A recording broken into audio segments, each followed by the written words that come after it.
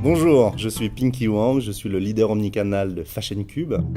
Bonjour Pinky. Bonjour, Clara. Pinky Decade a 30 ans cette année, donc en 2018. En 1988, donc il y a 30 ans, vous faisiez quoi? Petite réflexion, il y a 30 ans, je n'avais pas encore mon bac. C'est pour vous dire que je suis un peu jeune.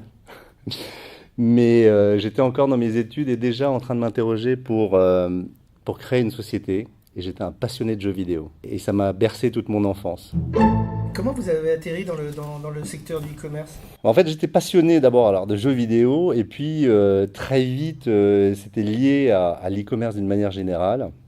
Et après 7 années passées à la Fnac, j'ai eu le déclic. Amazon commençait à arriver en France et j'ai eu la chance de rencontrer deux fondateurs, deux créateurs de société qui étaient Steve et Jean-Émile Rosenblum. Et j'ai participé à cette formidable aventure de Pixmania, d'une création française en partant de zéro à une entreprise qui faisait quasiment 1 milliard d'euros. Et je suis tombé dans l'e-commerce. Votre première expérience de e-commerce, vous vous en souvenez? C'était quand et c'était quoi? Alors bizarrement, je m'en souviens pas du tout.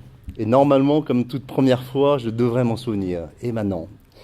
Mais en y réfléchissant un peu de plus longuement, je pense que j'ai acheté mon premier jeu vidéo en ligne. Et c'était plutôt un téléchargement. Et à cette époque, pour me remémorer, il y a 30 ans, la réalité, c'est que je jouais beaucoup aux jeux vidéo. Et je me souviens encore du jeu vidéo. Et c'est là où c'est incroyable, ça m'a procuré beaucoup de loisirs et de bien-être. C'était d'ailleurs Command and Conquer. C'était un jeu de stratégie en ligne, et pas que. Et en fait, j'ai acheté un add-on en ligne, et c'est ça mes souvenirs. Quand vous êtes sur un site e-commerce, Pinky, qu'est-ce que vous appréciez le plus aujourd'hui, hein? Et qu'est-ce qui vous agace, qui vous rend furieux? Ce que j'apprécie le plus, en fait, c'est évidemment la liberté d'avoir un choix phénoménal et que ça ne s'arrête pas aux frontières du pays. Donc c'est pouvoir vraiment tout regarder et l'accessibilité. Et meilleur souvenir, si on ne parle que d'achat, c'est évidemment le one-click qui pour moi a été un changement radical dans la consommation simple, accessible, et je ne citerai pas évidemment celui qui l'a plus ou moins inventé. Après, ce qui m'offusque le plus aujourd'hui, c'est des sites beaucoup trop complexes. Et c'est un peu la dérive d'avoir trop fait de UX, trop fait de techno pour la techno. Et ce qui m'agace, c'est tout ça. C'est un peu le déploiement de technologie pour rien. Et d'ailleurs, toutes ces validations de cookies, de consentement, c'est quelque chose qui m'énerve. Au cours des 30 dernières années, quelles ont été, selon vous, les grandes évolutions du commerce en général et du e-commerce en particulier? Grandes évolutions, je suis assez attristé de dire que, en réalité, évidemment, Amazon a été le vrai déclencheur, celui qui a le plus facilité, qui a ouvert le catalogue, qui a créé la marketplace. Ça m'a marqué parce qu'il y avait une vraie simplicité d'achat. Évidemment, une excellence opérationnelle. C'est très tourné vers le online. Et durant ces 30 dernières années, ce qui est beaucoup plus triste, c'est un appauvrissement de l'offre, un appauvrissement de la relation humaine. Et finalement, on a tellement de choix, tellement d'offres, tellement de produits que ça en devient presque insupportable. Et pour autant, le retail, le magasin ne s'est pas complètement réinventé. Donc ce qui me frappe, c'est un peu ça, c'est l'innovation ou la digitalisation de certaines entreprises qui n'ont pas amené là où on devrait être.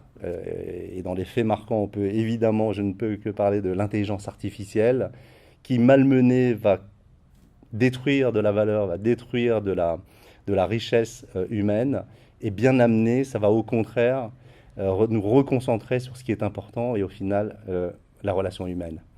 Et je pense que c'est ça la vision, c'est qu'on va retourner à des choses beaucoup plus concrètes et beaucoup plus simples. Donc la question n'est pas pour ou contre l'intelligence artificielle, c'est plus comment on l'utilise et en quoi elle est créatrice de valeur. Complètement. L'intelligence artificielle doit améliorer la valeur sociale.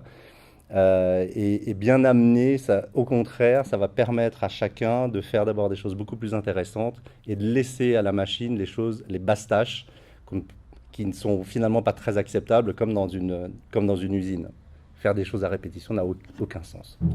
Comment vous voyez le commerce dans 30 ans? Le commerce dans 30 ans, alors je partage cette idée qu'il n'y a pas de e-commerce ou quoi que ce soit. Dans e-commerce, il y a toujours commerce et c'est ce qui doit rester. Si on regarde un peu le monde, il est aujourd'hui divisé en deux. On a l'Occident des États-Unis jusqu'en Europe, et puis on a le reste du monde vers l'Asie. Et donc on a pour le moment des grandes tendances. On a Alibaba d'un côté à droite, et puis on a Amazon de l'autre.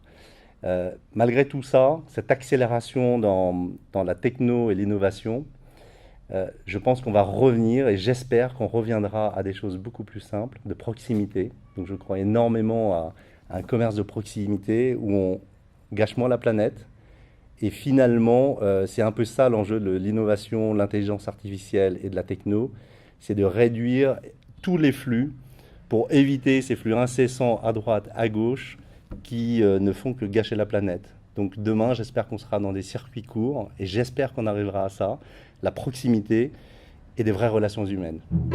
Je souhaite à Decade un joyeux anniversaire, joyeux 30e anniversaire.